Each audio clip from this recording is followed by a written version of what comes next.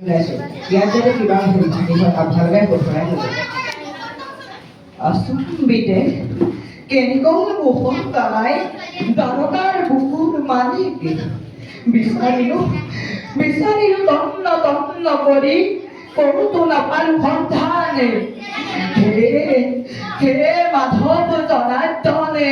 মুকুন্দ মুৰাৰী ভাই মোৰ বন্ধু মোৰ জীৱনৰ ধন